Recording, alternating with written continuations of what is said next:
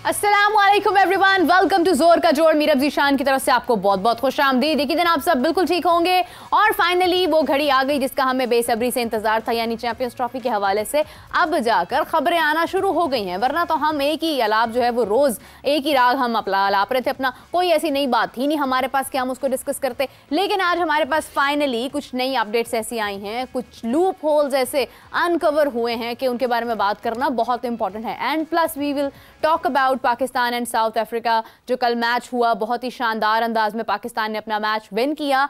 बाबर आजम ने बहुत देर के बाद स्कोर किया और मुझे से एक बात याद आ गई है, लेकिन हम उस पर कंटिन्यू करते हैं। मेरे साथ मौजूद है one and only Fakhta Kadir Khwaja. अस्सलाम वालेकुम, कैसे हैं आप?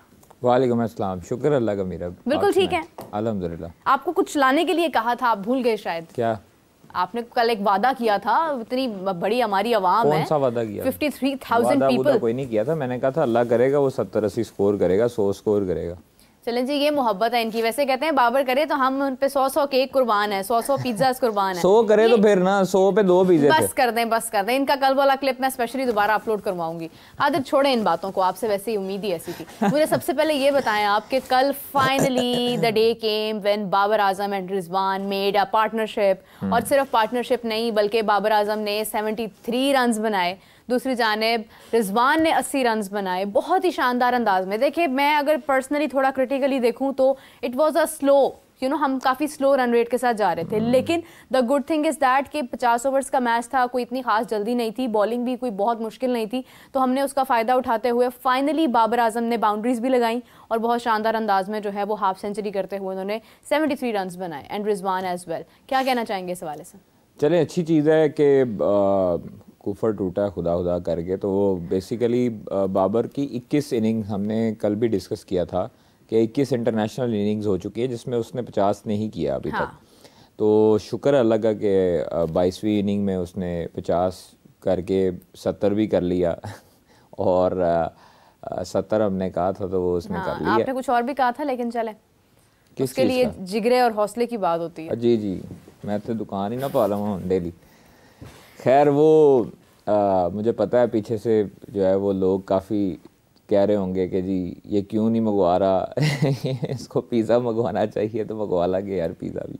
ये हमारी पाकिस्तान की अवाम, हमारी पाकिस्तान के बॉर्डर पार अवाम, हर कोई इंतजार में है कि कादिर ने कल वादा किया था कि हम एक पिज्ज़ा मंगवाएंगे यहाँ पर अगर बाबर आजम 70 से ऊपर 70 अबव, इन्होंने इंग्लिश भी बोली थोड़ी सी बीच में कि अबव स्कोर करेंगे। बाबर आजम को आपकी लाजमी ये फुटेज जाती है और उसके बाद जो है ना वो इरादा कर लेते हैं कि मैंने आज रन्स करने, और कादिर को मैंने जो है ना फटीक डाल दी।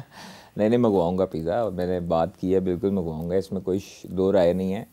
अच्छी चीज़ ये है कि रिजवान का मोमेंटम भी वापस आया, बाबर का मोमेंटम भी वापस आया। दो जो हमारे ओपनर्स हैं ऊपर से, अनफॉर्चुनेटली अब्दुल्ला शफीक अच्छा बैट्समैन ज़रूर है, लेकिन उस तरह वो उसका टच जो है वो नज़र नहीं आ रहा जिस तरह वो माना जाता है और क्लासी इनिंग खेलता है। काफ़ी अरसे से जो है उसका लैक ये नज़र आता रहा है कि वो 150 करता है और 3-4 मैचेस में 0 पे आउट होता है। हाँ। तो उसको अपने ऊपर फोकस करना चाहिए, उसके ऊपर अपने ऊपर काम करना चाहिए। और प्रेशर इनिंग में नो डाउट उसने 100 भी किए हैं, 50 भी किए हैं, लेकिन आपको कंसिस्टेंट रहना चाहिए। और साइम बड़ा अच्छा खेल रहे थे शुरू में, अनफॉर्चुनेटली थर्ड मैन पे उसका कैच हुआ जो कि काफ़ी हद तक परेशानी का सबब बन सकता था अगर उस दौरान जो है वो ऊपर नीचे 2-3 विकेट्स आपकी गिर जाती। लेकिन बाबर और Rizwan backbone of the Pakistan cricket team हैं और उन्होंने ये अपने ऊपर रिस्पॉन्सिबिलिटी ली, जिसका फ़ायदा ये हुआ कि पाकिस्तान थोड़ा सा जो है वो लंबी इनिंग्स की तरफ जाता रहा। फिर उसके बाद रिजवान बाबर की पार्टनरशिप टूटी, रिजवान ने उसके बाद भी मोमेंटम कैरी किया और अच्छा खेला। अनफॉर्चुनेटली सलमान अली आगा आउट हुए, अच्छा खेल रहे थे, वो भी मार रहे थे, अच्छी शॉट्स हमें नज़र आई। लेकिन जो अच्छी चीज़ ये है कि आपको मिडल ऑर्डर में इसी तरह का स्लॉगर चाहिए होता है जिस तरह कामरान गुलाम ने कल प्रेशर के बगैर इनिंग खेली है और 22-23 गेंदों पे उसने जो 50 किया है। उसने बताया है कि मिडल ऑर्डर में, वनडे में या T20 मिडल ऑर्डर में ऐसे खेला जाता है। तो आपके दूसरे एंड से अगर इरफान खान की बात करें, उनका एक कैच भी ड्रॉप हुआ, मुझे पता नहीं क्यों, चाहे लोग जो मर्जी कहें कि बहुत बड़ा हिटर है, एक बंदे के खड़े होने के स्टाइल से और एक खेलने के स्टाइल से पता लग जाता है कि वो कितना खेल सकता है। मुझे आज तक जो है वो पसंद नहीं आया लिटरली, और इरफान खान पे मैं रिलाई नहीं कर सकता, सॉरी टू से। बट अगर वो पाकिस्तान टीम में हैं तो कुछ ना कुछ उनके अंदर एबिलिटी है तो वो है। लेकिन एक बैट्समैन का पता लग जाता है कि वो उस पर रिलाई करना चाहिए या नहीं करना चाहिए। कामरान गुलाम से बड़े हिटर नहीं है वो। कामरान गुलाम देखें, अगर वो टेस्ट क्रिकेट में पाकिस्तान की लाज रख सकते हैं, उन्होंने की जो सेंचुरी की आके डेब्यू पे सारा कुछ किया, तो वो एक क्लासी है। देखिए आप थ्रू आउट द डोमेस्टिक जब आप परफॉर्मेंस देते आते हैं तो आपको उससे बहुत फ़ायदा होता है, आपके अंदर कुछ होता है तो आप हर साल टॉप करते हैं डोमेस्टिक में। तो उन्होंने डोमेस्टिक बहुत खेली है कामरान गुलाम ने, बहुत अच्छी परफॉर्मेंसेस दी हैं जिसकी वजह से हाईलाइट हुए, सब ने आवाज़ बुलंद की, टेस्ट में आए, फिर उसके बाद अब ओडीआईज़ में उन्होंने अच्छी परफॉर्मेंस दी। और ये बड़ा जो है वो सेंसिटिव एक मुकाम होता है, आपका बैटिंग ऑर्डर होता है जिस पे कामरान गुलाम आते हैं। उन्होंने जिस तरह आके छक्के लगाना शुरू किए, फास्ट बॉलर्स को टांग लगा के भी छक्के लगाए, तो ये अच्छी खूबसूरती है मिडल ऑर्डर बैटर की। और मिडल ऑर्डर बैटर को ऐसे ही होना चाहिए। वनडे में आपको बॉल्स मिल जाती हैं, आपको टाइम मिल जाता है सेटल होने का। मैं समझता हूँ कि उस्मान खान को जो है वो हमें वनडे में चांस देना चाहिए बनिस्बत अगर T20 के देखा जाए। T20 में क्यों नहीं देना चाहिए? वो इसलिए नहीं देना चाहिए क्योंकि उस्मान खान काफ़ी मरतबा कह चुके हैं कि उनको सेटल होने के लिए 18 से 20 बॉल दरकार होती हैं। तो 18 से 20 बॉल तो अगर हो ही ना तो फिर वो सेटल कैसे होंगे T20 में? तो अगर उनको ओवर्स ही 1-2 मिलेंगे एंड पे आके तो वो कैसे स्लॉगिंग कर सकते हैं, कैसे हार्ड हिटिंग कर सकते हैं? इसलिए उनकी मेरे ख्याल से जगह बनती है ओडीआई के मिडल ऑर्डर में। वो ओडीआईज़ में अपने 3-4 ओवर आपने सेटल करें अपने आप को और फिर आके मारदाड़ शुरू करें।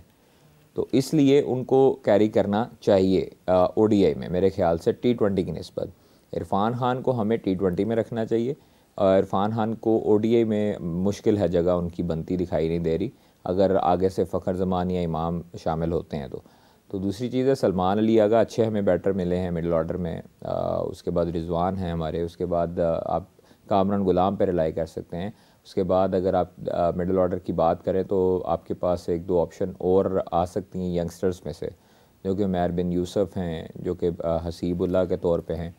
तो हसीबुल्लाह भी ऊपर खेलते हैं। तो मसला ये है कि सब प्लेयर्स जो हैं वो आज मिडल ऑर्डर की तरफ पोजीशन में खेलना नहीं चाहते। सब चाहते हैं हमें दायरा मिले, हम जो है वो दायरा जो है वो उसको क्रॉस करवाएं और रन्स करें। तो दायरे से हट के भी गेम है, असल पोजीशन ही मिडल ऑर्डर की होती है। ओपनर्स ने आपको आपको मोमेंटम बना के देना होता है, आगे से कैरी करना। आप देखें ऊपर से 2 विकेटें गई, अगर यही ऊपर से रन हुए होते तो बाबर, रिजवान और सलमान अली आगा इधर तक बैटिंग आनी थी, आपके रन 350 तक होने थे।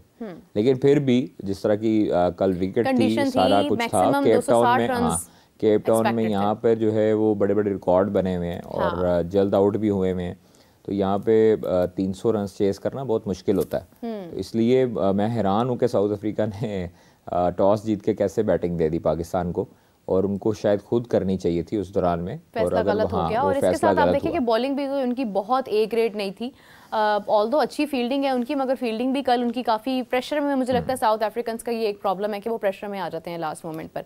कादिर, मैं 2 चीज़ें इसमें शामिल करना चाहूँगी। एक तो जो मैंने कल पॉइंट आउट किया कि अब्दुल्ला शफीक को बाबर आजम और अब्दुल्ला शफीक का ऑलमोस्ट सेम अंदाज नज़र आया हमें।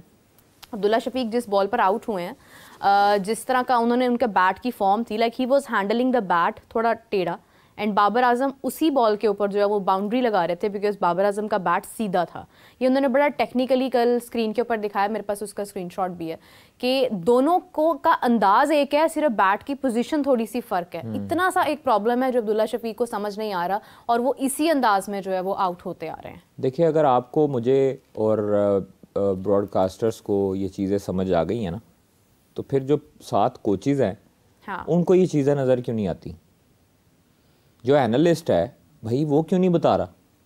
एनालिस्ट को चाहिए ना कि ये चीज़ें नोट करें। हम लोग ये चीज़ें नोट कर रहे हैं इधर बैठ के, तो वो चीज़ें खुद नोट नहीं कर सकते। या ब्लेड जो बैट का फेस है वो बाहर की तरफ है अगर, हाँ, तो वो ऑब्वियसली एज की तरफ ही जाएगा, हाँ, या तो एज की तरफ जाएगा, या आप उसको जब पंच करेंगे तो वो बाहर जाएगा चौका। तो इसलिए बाबर को आप हमेशा देखें तो जब एक ग्रास रूट लेवल पे आप क्रिकेट स्टार्ट करते हैं तो कोई अच्छा कोच जो होता है ना, वो आपको हमेशा हार्ड हिटिंग से नहीं सिखाता। वो आपको कहता है कि आपने ग्राउंड शॉट्स खेलनी है और ज़्यादातर आपने खेलनी है सामने वी की तरफ, मतलब लॉन्ग ऑन लॉन्ग ऑफ की तरफ, ठीक है। जब आप सीधे बैट से उस तरफ खेलेंगे तो सीधा वी में खिलाने का आपको मकसद ये होता है कि आपका बैट सीधा रहे। जब आपका बैट सीधा रहेगा फिर आप बैट को कहीं भी आप मूव कर सकते हैं। ये बेसिक्स ये होती हैं। जब आप अब आजकल के बच्चों को मैं देखता हूँ, उनको कोई कोचेज जो है वो गाइड नहीं करते, उनको वो बल्कि देख के उनकी हार्ड हिटिंग खुश हो रहे होते हैं। तो यार जब तक वो ग्राउंड शॉट्स नहीं सीखेंगे तब तक उनको कोई पता नहीं लगेगा। मतलब वो आएंगे, मार धाड़ करेंगे और आउट हो जाएंगे।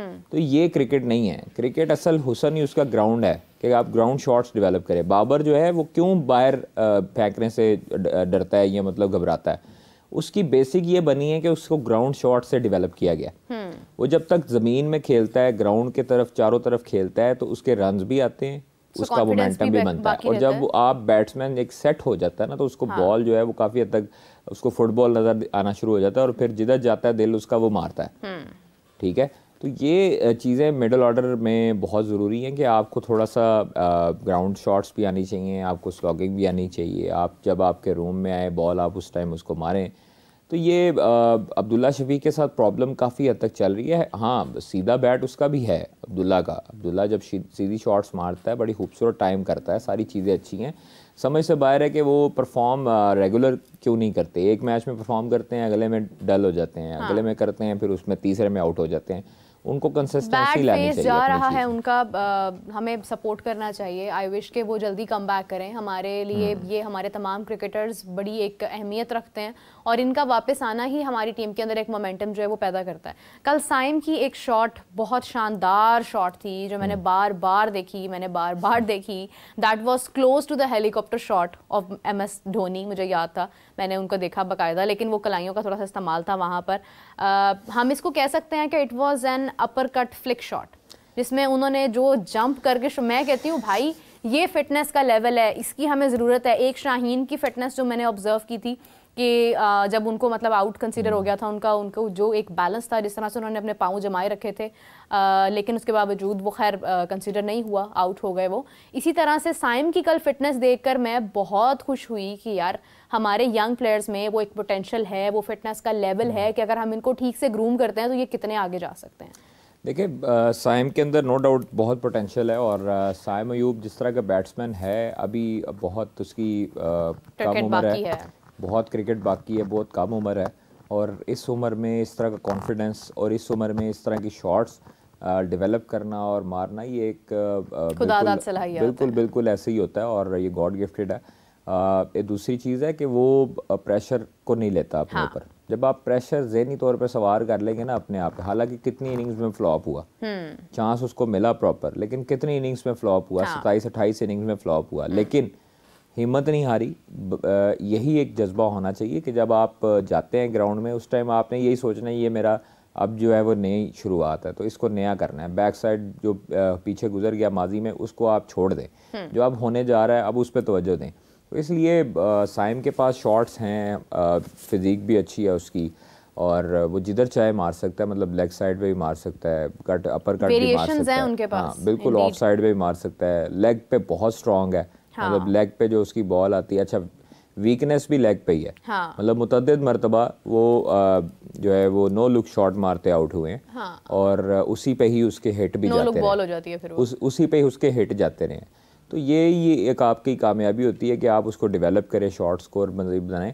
कल जो आउट हुआ वो भी उसी तरह उसकी एक कट लगी, अपर कट लगी और थर्ड मैन पे वो उसका कैच हुआ। अनफॉर्चुनेटली अगर वो थोड़ा सा पहले टाइम हो जाता तो वो आउट ऑफ द पार्क था। खैर साइम बेहतरीन बैट्समैन है, इसमें कोई शक नहीं है और अभी उसका बहुत फ्यूचर बाकी है। अभी हमें किसी के साथ नहीं उसको मिलाना चाहिए और ना उसको खुद अपना कंपैरिजन करना चाहिए किसी के भी साथ। आप जो कंपैरिजन कर रहे हैं, देखिए मैं ये ज़रूर, मैंने कल भी कहा था, मैं आज भी कहूँगी कि अगर साइम खुद को इसी तरह से ग्रूम करता है तो बाबर आजम को जितनी इज्जत मिली है इसमें कोई शक नहीं है साइम को भी मिल सकती है।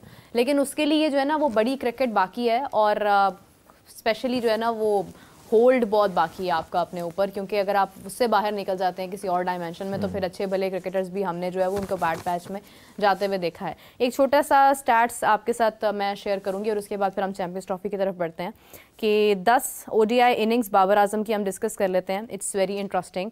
Qadir, if we talk about 2023, तो 23 अक्टूबर अफगानिस्तान के साथ 74 रन्स थे बाबर के। उसके बाद 27 अक्टूबर 2023 में साउथ अफ्रीका के खिलाफ 50 थी। फिर 31 अक्टूबर 2023 बांग्लादेश के खिलाफ बाबर आजम के 9 रन्स थे। 66 रन्स थे इनके न्यूजीलैंड के खिलाफ 4 नवंबर 2023। 38 रन्स थे इंग्लैंड के खिलाफ 11 नवंबर 2023। फिर 37 versus Australia 4 November 2024 and then 15 runs only versus Australia 8 November 2024, 28 versus Australia again 10 November 2024, 23 run सिर्फ और सिर्फ साउथ अफ्रीका के खिलाफ जब भी रिसेंटली 17 दिसंबर 2024 and then he came back at 73 runs versus South Africa 19th December 2024. So we can say कि बाबर आजम को तकरीबन 1 साल 2 माह लगे अपनी फॉर्म बरकरार रखने के लिए और वापस आने के लिए, क्योंकि लास्ट जो इनके रन्स थे वो 74 थे और अब जाकर 1 साल तकरीबन 1 माह 7-8 दिन ऊपर आप लगा लें, तो उसके बाद जाकर बाबर आजम जो है वो वापस यहाँ पर आए हैं कि उन्होंने 73 रन्स बनाए। So it's a very long time जो उन्होंने क्रिटिसिज्म बर्दाश्त किया, एंड आई विश कि इसके बाद वो इसी चीज़ को कंटिन्यू भी करे, क्योंकि बाबर में हमें एक जुर्रत नजर आई है। और and only it's not only कि बाबर आजम अच्छा करे, साउथ अफ्रीका के खिलाफ बाबर आजम अच्छा खेल जाते हैं। अब आगे ओडीआई में उन्हें ये जो हमारा चैंपियंस ट्रॉफी है इसमें परफॉर्मेंस देनी है। कादिर, काफ़ी खबरें कल से आ रही हैं, मोहसिन नकवी साहब ने प्रेस कॉन्फ्रेंस भी की और उसमें उन्होंने क्लियरली एक हिंट दिया कि स्केड्यूल जो है वो आज आ जाना चाहिए, क्योंकि इससे मतलब महसूस ये बात होती है कि स्केड्यूल बन चुका हुआ है, हर चीज़ फाइनल है, सिर्फ मीडिया ने अब उसको रिपोर्ट करना है। तो मोहसिन नकवी साहब कितने कॉन्फिडेंट हैं कि स्केड्यूल जो है वो फौरी आ जाएगा और ब्रॉडकास्टर्स जो हैं वो भी इंतज़ार में हैं, तो कितना हमें मज़ीद वक्त बाकी है? देखिए इंशाल्लाह ताला, मैं आपको कहा था कि जिस तरह आईसीसी की टीम आई हुई है, पहले पिंडी गई, फिर कराची गई, मुआयना किया स्टेडियम्स का, तो उससे लग ये रहा था कि जल्दी जो है वो फैसला हो जाएगा। लेकिन अच्छी चीज़ ये है कि पाकिस्तान अपने मौक़िफ़ से पीछे नहीं हटा और मुख्तलिफ़ चीज़ें पाकिस्तान ने अपने लिए मनवाई हैं। आप देखें कि पाकिस्तान ने ये भी चीज़ मनवाई कि हम लोग इंडिया नहीं जाएंगे, उस पर आईसीसी और बीसीसीआई को घुटने टेकने पड़े।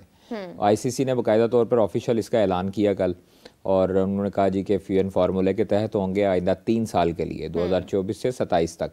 तो 25 की जो चैम्पियंस ट्रॉफ़ी है, और उसमें अगर इंडिया नहीं मतलब आ रहा, तो फिर पाकिस्तान जो है वो आइंदा आने वाले टूर्नामेंट्स में, मतलब जिसमें T20 का वनडे है इंडिया में, उसके बाद 2026 की मेज़बानी करनी है इंडिया ने वर्ल्ड कप के लिए, उसमें पाकिस्तान नहीं जाएगा और न्यूट्रल वेन्यू पे खेलेगा। और न्यूट्रल वेन्यू जो है वो होस्ट टीम डिसाइड करेगी, आईसीसी उस पर मंजूरी देगा।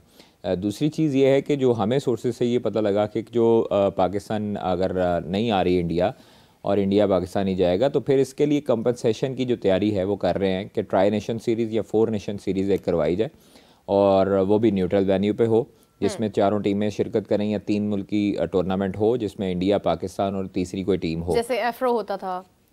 हाँ, ट्राई नेशंस पहले भी होती रही हैं सीरीज, और जिसमें एक आधी टीम, अगर आपने ऑस्ट्रेलिया करवाना है तो ऑस्ट्रेलिया को होस्ट में कंट्री में डाल लें, इंग्लैंड में करवाना है तो इंग्लैंड की कंट्री को डाल लें, श्रीलंका को डाल लें, श्रीलंका डाल लें। तो लाइक आप समझ लें कि मिल के ये कॉम्बो बन के खेलते थे ना, एक ही टीम के तौर पे खेलते। तो वो जो 6 मुल्क की टूर्नामेंट होगा उसकी जो कंपनसेशन आएगी वो डिवाइड कर दी जाएगी। तो ये अच्छा एक आइडिया है। देखिए मैंने आपको पहले कहा था कि जो मर्जी कह लें कि पाकिस्तान को दूध में मक्खी की तरह निकालना है, ये नहीं हो सकता। पाकिस्तान या इंडिया, ये दोनों क्रिकेट के लिए बहुत ज़रूरी है। आईसीसी मर जाएगा। आईसीसी को पता है कि ये क्रिकेट ये 2 मुल्कों की तरफ से चलती है। जब इनका एक मैच होता है तो वर्ल्ड कप की सारी जो फीस है वो रिकवर हो जाती है, जो उसका सारा खर्चा होता है वो रिकवर हो जाता है। तो इसलिए उनकी मजबूरी है ये 2 कंट्रीज। आप देखें कि क्रिकेट जो इवेंट्स हैं उसमें अगर पाकिस्तान नहीं होगा तो कौन देखेगा इधर से, ठीक है। इंडिया अगर इंग्लैंड के साथ देख रहा है तो उसको कोई शौक नहीं है। इंडिया पाकिस्तान से देखेगा तो कम से कम 1.5 अरब की आबादी देखेगी, ज्यादा हो जाते हैं, 1.5 अरब की आबादी देखेगी, ठीक है। 1.5 अरब का एक बड़ा ह्यूज वॉल्यूम है। आप बाकी कंट्रीज में देख लें, उनको क्रिकेट से इतना लगाव नहीं है, ना ऑस्ट्रेलिया में लगाव है, ना इंग्लैंड में लगाव है, ना आप दूसरी जगहों पे जा रहे हैं। आप फुटबॉल या जो उनकी फुटीज है वो है, बेसबॉल है, तो ये चीज़ें उनको लगाव है। अब ये 2 कंट्रीज ऐसी हैं जिधर क्रिकेट का क्रेज़ है, जहाँ पे फुटबॉल की कोई अहमियत नहीं है, बेसबॉल की कोई अहमियत नहीं है, बास्केटबॉल की कोई अहमियत नहीं है, सिर्फ क्रिकेट की अहमियत है। तो ये बड़ा अच्छा, मुझे खुशी हुई है, और credit goes to chairman Pakistan cricket board. Mohsin Naqvi साहब, जिन्होंने अपना स्टैंड लिया और अपने मौक़िफ़ से पीछे नहीं हटे और अपनी शराइत मनवाई, 2028 का वर्ल्ड कप भी ले लिया। मतलब जो वुमेन वर्ल्ड कप है वो उसकी मेज़बानी भी पाकिस्तान को मिल चुकी है। तो हालांकि इंडियन मीडिया जो है वो अब काफ़ी हद तक प्रोपोगंडा शुरू कर दी है उसने इस हवाले से कि 2028 की मेज़बानी क्यों दी गई है, उनकी टीम तो 8वें-9वें नंबर पे है, उनकी टीम ने तो क्वालिफाई नहीं किया, अभी तो क्वालिफाई राउंड भी खेलना है पाकिस्तान की वुमेन टीम ने, तो उनकी तो इतनी मतलब है ही नहीं अहमियत पाकिस्तान वुमेन क्रिकेट टीम की कि वो वर्ल्ड कप जो है वो खेले, उधर क्यों होस्ट कर रहा है, ये है वो है। तो खैर ये प्रोपोगंडा अभी शुरू कर ली है उन्होंने, लेकिन उम्मीद है कि पाकिस्तान वुमेन टीम जो है वर्ल्ड कप के लिए क्वालिफाई कर लेगी। और बुरे हालात है वुमेन टीम के भी, लेकिन उसको भी बेहतर करने की ज़रूरत है। देखिए बुरे नहीं, शदीद बुरे हैं। अगर हम देखें तो हमारा अंडर 19 वुमेन क्रिकेट टीम जो है वो नेपाल से भी हारे हैं। तो खैर हालात तो वाकई बुरे हैं, लेकिन आई विश के 2028 में अभी बहुत वक्त बाकी है, अभी तो बहुत कुछ उसमें तब्दील हो सकता है, तो तब तक हालात बेहतर भी हो सकते हैं। लेकिन कादिर एक इंफॉर्मेशन मेरे तक भी आई कि जब डिसीजन हुआ इस हवाले से कि पाकिस्तान ने अपना मौक़िफ़ रखा कि हम भारत में नहीं आएंगे, अगर भारत पाकिस्तान नहीं आता, तो फिर आईसीसी के अंदर जो मीटिंग हुई है उसमें एक डिस्कशन ये भी हुई कि बीसीसीआई का मौक़िफ़ ये था कि हमारी गवर्नमेंट ने पहले भी पाकिस्तान को वीज़ास जारी नहीं किए थे। 2023 के वर्ल्ड कप में पब्लिक को भी वीज़ास नहीं जारी किए थे, क्राउड जो स्पेक्टेटर्स हैं उनको भी नहीं मिल पाए थे, और सेकेंडली जो टीम है वो भी यूएई के अंदर जो है वो बाउंड रही थी कुछ टाइम तक, फिर उनको वीज़ास जारी हुए और फिर वो गए थे। तो ये वीज़ास का मसला भी रहता है गवर्नमेंट साइड से। तो ठीक है, इसमें कोई इतना इशू नहीं है। अगर ये वीज़ास का प्रॉब्लम आगे भी होगा, डेफिनेटली 2025 में भी होगा, 2026 में भी होगा, तो बेहतर यही है कि जो मौक़िफ़ वो रख रहे हैं उसको हम मान लेते हैं, हम उसको ईजीली जो है वो श्रीलंका या जहाँ पर भी हाइब्रिड वेन्यू जो भी उस टाइम होगा, क्योंकि 2026 तो खैर श्रीलंका और इंडिया ने मिलकर होस्ट करना है, तो it's easy, it's not that tough to find out the neutral venue. तो वहाँ पर जाकर मैचेस हो जाएंगे, ताकि ना वीज़ास का मसला हो, ना कोई ऐसी प्रॉब्लम हो, तो वो एक विन विन सिचुएशन जो है वो दोनों साइड से हो जाएगी। तो ये एक मौक़िफ़ बीसीसीआई का भी था जो कि उन्होंने खुद डिसाइड करके इसके ऊपर वो उन्होंने प्लान किया है। वरना जिस तरह से आप कहते हैं कि जेशा खुद बैठे हैं आईसीसी में और आईसीसी का कोई फ़ैसला जो है वो भारत की मर्ज़ी के बगैर नहीं हो सकता, तो फिर तो ये पाकिस्तान कितना भी राग अलाप लेता, इसका कोई फ़ायदा ना होता अगर उनको खुद अपना इसके अंदर कोई बेनिफिट या कोई फ़ायदा नज़र ना आ रहा होता। तो फाइनली ये चीज़ है कि उन्होंने भी कुछ इस तरह की बातें इसके अंदर की जो कि मिल मिलाकर फिर ये फ़ैसला हुआ कि ठीक है, हम इस चीज़ को अप्रूव कर लेते हैं 3 साल तक। फाइनल कहाँ पर होता है, सेमीफाइनल कहाँ पर होता है, अगर पाकिस्तान शामिल होता है, तो ये एक पॉइंट है और ये हमें पता चलेगा 2025 और 2026 में। अच्छा, ये 4 अभी थोड़ा सा मैं डिटेल बता दूं कि 4 मैचेस जो हैं वो लाहौर उसकी मेज़बानी करेगा, हाँ। जो हमें जो सोर्सेज ने बताया है, और 4 मैचेस न्यूट्रल वेन्यू पे होंगे, 3 मैच रावलपिंडी में होंगे, 3 मैच कराची में होंगे, और एक जो अगर फ़ाइनल है उसमें अगर इंडिया पहुंचता है तो फ़ाइनल दुबई में होगा या न्यूट्रल वेन्यू पे होगा। अगर फ़ाइनल में इंडिया नहीं पहुंचता तो फिर फाइनल लाहौर में होगा। तो ये मैचेस की हमें खबर मिली थी, सूरत हाल है, और यानी 10 मैचेस जो हैं वो हमारे पाकिस्तान में हैं। तो मोस्ट प्रोबेबली 1 मार्च को जो है वो शायद पाकिस्तान इंडिया का मैच हो पहला।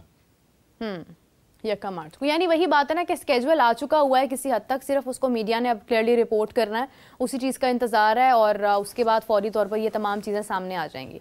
कादिर, अब बात करते चलें एक और बहुत इंपॉर्टेंट एक खबर रिपोर्ट हो रही है डिफरेंट प्लेटफॉर्म्स पर। कितनी सच्चाई है कितनी नहीं है ये तो खैर मैं नहीं जानती हूँ, मगर मैंने जो पढ़ा और जो मेरे तक आया वो यही है कि मोहम्मद आमिर, जिन्होंने अभी रिटायरमेंट अपनी दोबारा से अनाउंस की है, क्योंकि वो अब प्रॉबेबली यूके मूव कर जाएंगे और वहाँ पर जाकर वो सेटल हो जाएंगे, और उसके बाद वो इंग्लैंड की जानिब से जब क्रिकेट खेलना शुरू करेंगे या लीग क्रिकेट की तरफ से वो एनओसीज़ वगैरह उनसे अगर मांगते हैं या कुछ इस तरह का सिलसिला होता है, तो फिर प्रॉबेबली इंग्लैंड उनको आईपीएल के अंदर भेज देगा। तो मोहम्मद आमिर का जो एक गोल है वो बेसिकली आईपीएल है, क्योंकि मतलब पाकिस्तान का तो कोई भी प्लेयर आईपीएल में नहीं होता है, तो he is choosing the path over England कि वो इंग्लैंड में अपनी सिटीजनशिप लें और उसके बाद वो वहाँ पे जाने के बाद आईपीएल में जाकर खेलें। तो जा सकते हैं, उनका हक है। अजहर महमूद भी तो खेलते रहे। हाँ। अजहर महमूद असिस्टेंट कोच हैं अभी। हाँ। ठीक है, वो उनके पास यूके नेशनलिटी है। बिल्कुल। और वो आईपीएल खेलते रहे जाके, तो इसमें कोई हर्ज नहीं है कि अगर आमिर जो है वो जा रहा है उधर, नेशनल हो रहा है, तो उधर से जाके जिधर मर्जी खेले, फिर वो यूके नेशनल है। अब तो उसने रिटायरमेंट ले ली है पाकिस्तान मतलब टीम में से, तो उसका हक बनता है जिधर मर्जी जाए खेले, और दुनिया का बेहतरीन फास्ट बॉलर में अभी भी वो शुमार होता है, और खास तौर पर लीग क्रिकेट में और T20 में बहुत बेहतरीन बॉलर है। और अगर ये खिलाड़ी, सॉरी टू से कि मैं ये बात कर रही हूँ, शायद बहुत लोगों को बहुत बुरी लगे, अगर यही Mohammad Amir already England citizen होते या भारत में होते तो शायद इनको इतनी इज्जत, इतना प्यार मिलता कि अभी जिस तरह से वो आए वापस और उसके बाद रिटायरमेंट अनाउंस की और फिर वापस आए, फिर रिटायरमेंट अनाउंस कर दी, तो वो जो मामलात हैं यहाँ पे जिस तरह से ट्रीट किया जा रहा है, ये हमारा अलमिया है कि हमारे खिलाड़ी दिल बर्दाश्ता होकर रिटायरमेंट अनाउंस करते हैं। दूसरे ममालिक में भी रिटायरमेंट्स होती हैं। जिमी एंडरसन की रिटायरमेंट हुई, बहुत शानदार अंदाज में हुई, बड़ा वेलकमिंग अंदाज में हुई। हमारे खिलाड़ियों को पता ही नहीं होता कि उन्होंने कब रिटायर हो जाना है। जब वो खेलना बंद करते हैं, उनसे गेम ले ली जाती है, उनसे मैचेस ले लिए जाते हैं, तो वो खुद ही दिल बर्दाश्ता होकर रिटायर हो। मतलब बड़ा आसान तरीका है, उनको कह दिया जाता है नहीं नहीं आपको हम कर देंगे एनओसी कैंसिल कर दिया, फिटनेस का मलबा डाल दिया, खिलाड़ी दिल बर्दाश्ता होकर जो है वो रिटायरमेंट अनाउंस करता है। फिर उनके पास एक बड़ा बेहतरीन पाथ है कि वो किसी और मुल्क की सिटीजनशिप लें और उसके बाद वो आईपीएल जाकर खेलें और अपना फ्यूचर सोचें उसके बारे में। देखिए पाकिस्तान में ना एक बहुत बुरी चीज़ ये है कि आपके जो क्रिकेटर्स होते हैं ना, उन्हें इज़्ज़त नहीं दी जाती और उनको हमेशा से आप लोग जो है वो तंग करते हैं, चाहे वो पैसों के मामले हों या मुतअद्दिद मामले। अब मैंने कल भी आपको बताया कि डोमेस्टिक के प्लेयरों को अभी तक पैसे नहीं दिए गए। हाँ। ठीक है, उनका कॉन्ट्रैक्ट नहीं अनाउंस किया गया। आप जो है वो सलमान नसीर साहब की सैलरी को 25 लाख कर देते हैं, उस्मान वाला की सैलरी बढ़ा देते हैं, आपने मेंटोर्स को जो है वो इजाफी रकम देनी शुरू कर दी। तो इसलिए आप कम से कम प्लेयरों के ऊपर लगाएं, इनसे जो है वो सिवाय खुशामद के कुछ भी नहीं मिलना। तो इसलिए ये मेरी समझ से बाहर है कि क्या पाकिस्तान क्रिकेट बोर्ड में देखें चेयरमैन जो है वो तो हमेशा से सिंसेयर हैं पाकिस्तान क्रिकेट के साथ और वो चाहते हैं कि उसकी बेहतरी हो। उसने उनकी वजह से काफ़ी हद तक डिसीजन उन्होंने लिए पाकिस्तान टीम के लिए, कप्तान के लिए, कोच के लिए। आकिब जवेद लाए, सिलेक्शन कमेटी नई लाई, मुतअद्दिद मरतबा चेंज हुए।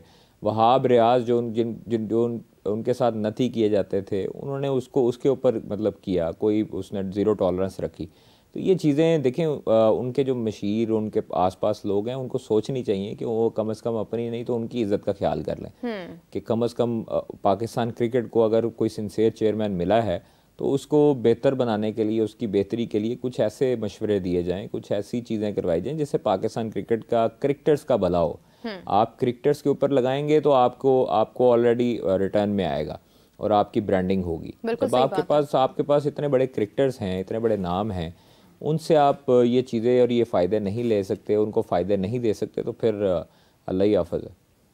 बिल्कुल सही बात है कादिर। अगर हम देखें ओडीआई हमने सीरीज़ विन की हैं साउथ अफ्रीका के खिलाफ और ओडीआई हमारा स्ट्रॉन्ग जा रहा है क्योंकि हमने ऑस्ट्रेलिया में भी सीरीज़ विन की, हमने जिम्बाब्वे के खिलाफ भी सीरीज़ विन की। अगरचे वो आसान टीम थी लेकिन हमारे भी यंग प्लेयर्स थे उसमें, और इसी के साथ हमने साउथ अफ्रीका की ओडीआई सीरीज़ भी विन की हैं, जिससे हमारी एक जो ओडीआई की विनिंग स्ट्रीक है वो जारी है। और इसके बाद हमारा जो गोल है वो हमारी चैम्पियंस ट्रॉफी है।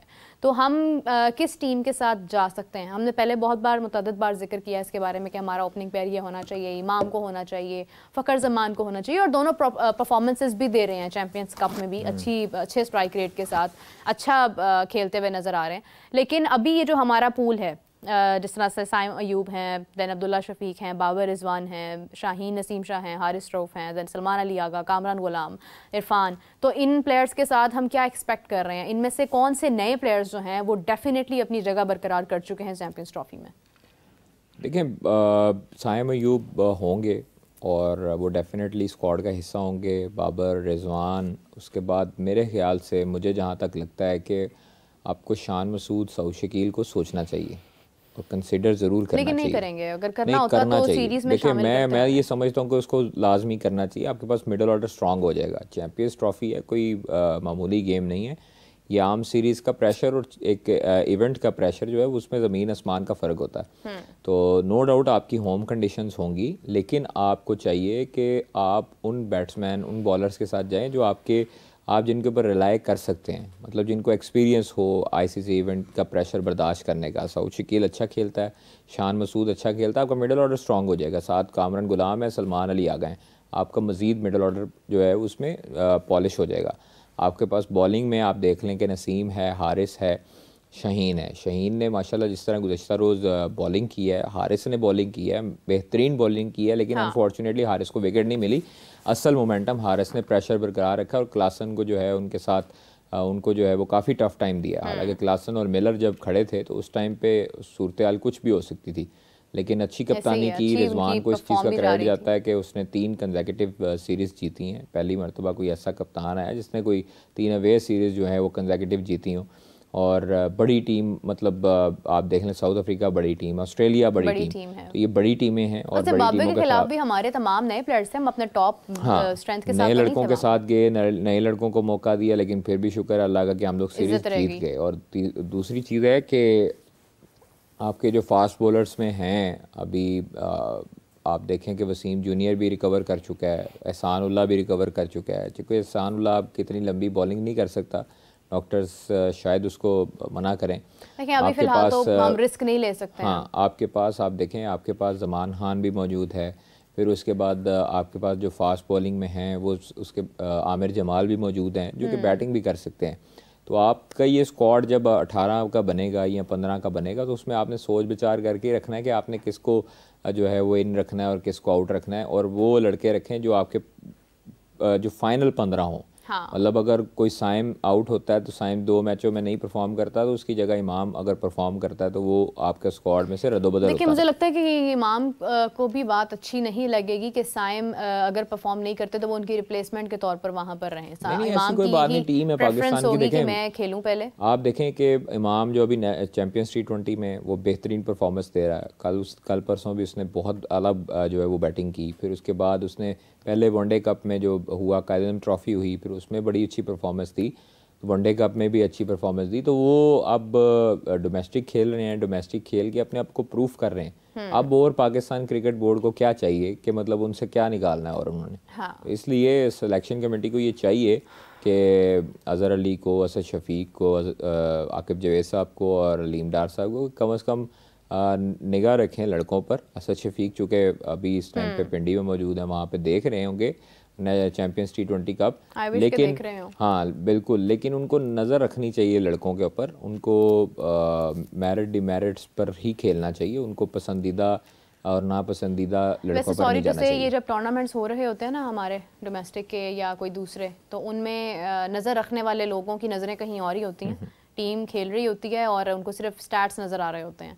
और मैं हमेशा से ये बात करती हूँ कि आप सिर्फ स्टैट्स के ऊपर रह के किसी की परफॉर्मेंस को ग्रेस नहीं कर सकते हैं, उसके बारे में कोई बात नहीं कर सकते हैं, क्योंकि किसी की परफॉर्मेंस उसने किस अंदाज में 50 बनाई है, कितनी बॉल्स पर बनाई है, कितना या शॉट्स की वेरिएशंस क्या थी, ये तमाम चीज़ें आपको तब पता चलती हैं जब आप फोकस करते हैं। हम लोग सिर्फ स्टैट्स पर आते हैं, 5 साल के 10 साल के के 5-6 इनिंग्स के या 10 इनिंग्स के आप उनके स्टैट्स निकाल के सामने रखते हैं और आप कहते हैं नहीं इससे तो अच्छे रन्स बनाए, मैं इसको ऐड कर दो। ये नहीं देखते हैं कि सामने कौन था, खेला किस तरह से, शॉट्स में वेरिएशन कितनी थी। तो इन चीज़ों के लिए टाइम दरकार होता है और कोशिश दरकार होती है, जो कि मुझे उम्मीद नहीं है कि हमारी तरफ से कोई है।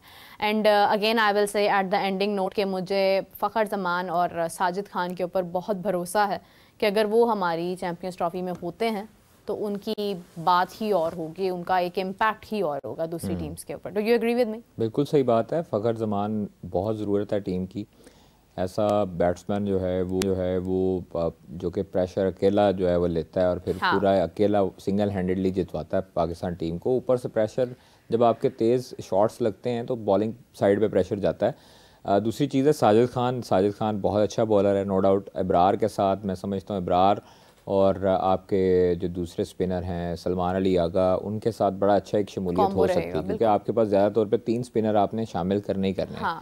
आपके पास अगर पाकिस्तान की कंडीशन है तो फिर आप 2 फास्ट बॉलर के साथ भी चले जाएं तो कोई इशू नहीं है, 2 फास्ट बॉलर 3 स्पिनर, क्योंकि ये वाली जो रफ कंडीशन होगी, आपकी अपनी ग्राउंड्स होंगी, आपकी अपनी पिचेस होंगी, तो आपको ज़्यादा आइडिया उस पर कैसे खेलना और कैसे आउट करना। बिल्कुल सही है। चलें, उम्मीद करते हैं कि अच्छे फैसले हों और ऐसे प्लेयर्स शामिल हों जिनका इम्पैक्ट हो और जिनकी वजह से हम जीतने, क्योंकि हमारे लिए चैम्पियंस ट्रॉफी में जीतना बहुत इंपॉर्टेंट है। क्योंकि जितना हमने इस एक चैम्पियंस ट्रॉफी को हासिल करने के लिए, अपने मुल्क में करवाने के लिए जितनी कोशिशें की हैं, जितने दावे किए हैं, वो सब धरे के धरे रह जाएंगे अगर हम परफॉर्मेंस नहीं देंगे। तो हमें परफॉर्मेंस देकर ख़बरों में, दुनिया भर के न्यूज़ प्लेटफॉर्म्स में नंबर 1 रहना है। तो कादिर, इसी के साथ जो है वो मुझे इजाज़त दीजिए। अपना बहुत सारा ख्याल रखिएगा। Take care, it was really nice having you here. मुझे और कादिर को दीजिए इजाज़त। अपना बहुत सारा ख्याल रखिएगा। कमेंट्स में ज़रूर बताइएगा कि आपके मुताबिक क्या लगता है टीम में किसको होना चाहिए और किसको नहीं होना चाहिए। तब तक के लिए टेक केयर, बाय बाय।